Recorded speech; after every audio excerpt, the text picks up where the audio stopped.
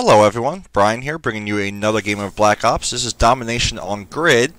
This is another game for my morning session. It's around 1 o'clock now when I'm sitting down to work on this commentary, so I'm going to be playing a couple more games, take a little bit of a break for lunch. But in this game, I did do pretty well again, and I think at this point I was a little bit away from my controller for a second. So I think my dog either wanted to go out or come in. Since the wife was at work today, I get to play all day in peace. So now that we're into the action finally, after a momentary delay. This map is, I like this map as well. The B flag is pretty typical to some of the maps on Modern Warfare 2, where it is pretty well out in the open and can be defended and covered from elevated positions. So getting the B flag is very difficult on this map, at least from what I've found in the couple times I've played it so far.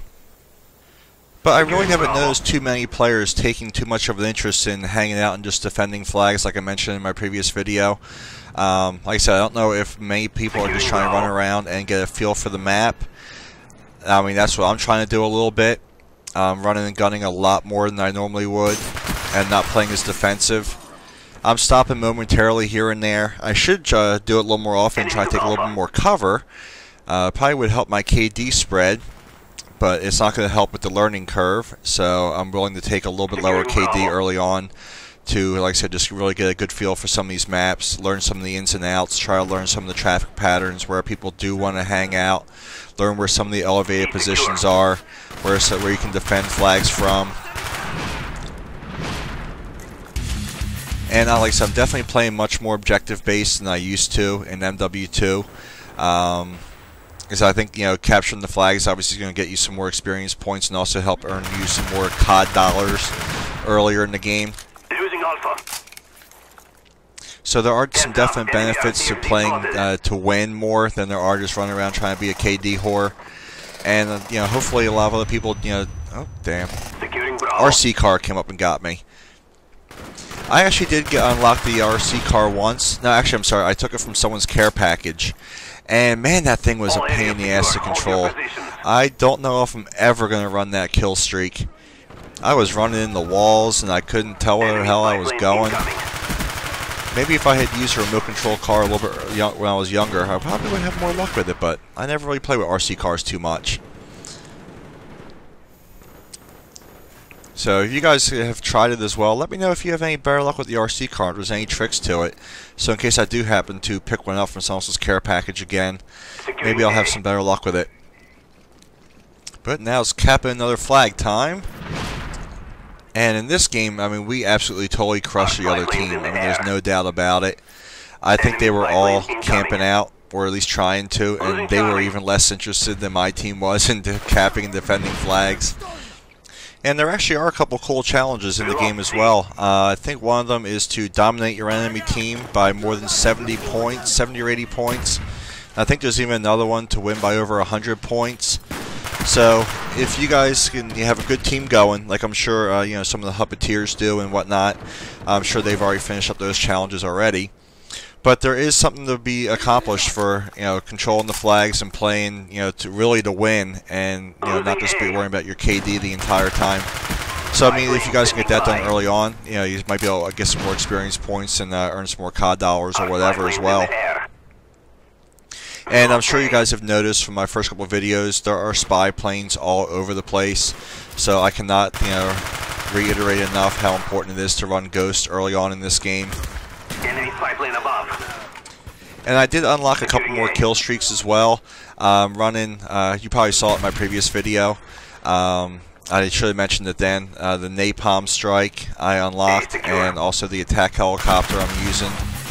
I don't think I get any of those kill streaks in this game, so forgive me for not mentioning that previously.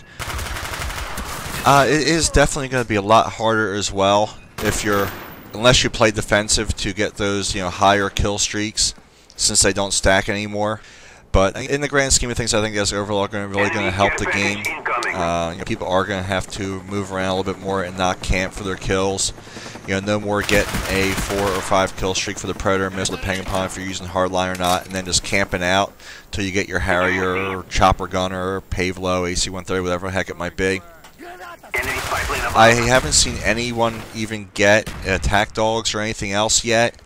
I think the highest kill streak, I haven't even seen a chopper gunner yet in any of the games I've played. I think the highest kill streak I've seen was 7, which was the attack helicopter.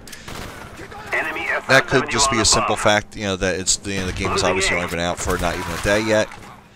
But I really do think that you know, other than the incredibly skilled players, you know, like Sandy and Xjaws and some of the other guys I've seen do videos already on Black Ops, I really don't think you're going to see the average player getting those 11 kill streaks or more at all. So the game is going to be a lot less kill streak based, at least like I said in my early opinion. Like I said, you're not going to see, you know, chopper gunner in the air every 30 seconds and Harriers hanging out and Pavlos and AC-130s. So, like I said, I think for all of us that got spoiled watching some of those 75, 95, or 100 or more kill games from Modern Warfare 2, those days are past. I don't think you're really ever going to see that from anyone in this game. I'd be interested to see if anyone ever does prove me wrong. I'm sure, you know, if anyone's going to do it, Sandy or Average is going to do it. But I think it's going to be a lot more difficult for anyone to, you know, put up those kind of scores. I think in this game, anything in the 20s, maybe even the low 30s or mid 30s is going to be a very, very good game for somebody. I think my highest kills I got so far was around like 24, I think. Like I said, I'm definitely an average player at best. I do have good games, but I definitely am by no means a great player. I've said that so many times in all my other, you know, Modern Warfare 2 videos. But I think that's going to make the game a whole lot more enjoyable for all of us as well. I mean, we're not going to, you know, be in a game of domination like this and, you know, be spammed by, you know, 2 Harriers in the air, followed up by a Pavlo, followed up by the AC-130 and chopper gunner, where every time you step out of cover or out of a building, you just end up getting mowed down by someone's air support. Like I said, I think that's overall going to make the game so much better for, you know, everyone involved. You know, the average player can really enjoy the game, and you don't have to worry about getting, you know, decimated by, you know, someone that is, you know, very skilled. You know, you can play your way. You know, thankfully not one-man army noob tubing or anything else, but you know, you can play the game, you know, have fun with it, and not get, you know, destroyed by people's air support nonstop.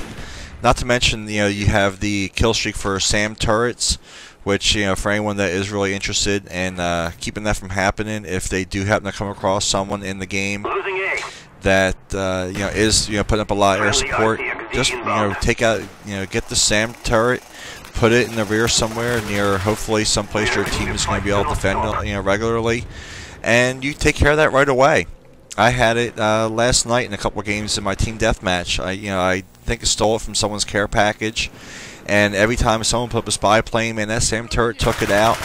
Took out a few attack helicopters, and you don't have to really think about it. You know, if you don't want to use your secondary for the, you know, the Stinger missile or whatever it's called in this game, you don't have to. I mean, if you want to keep that air support out of the air, you know, like I said, you know, give the SAM turret a try. It is pretty cool. But this game is about over. As like I mentioned earlier, we absolutely crushed the enemy team. Final score is 200 to 75. And actually, I do end up getting the Crushing Victory Challenge completed in this game. I finished up 14, 12, and 4. So until next time, guys, I hope you really enjoyed the video. I will see you soon, and I hope you have a good one.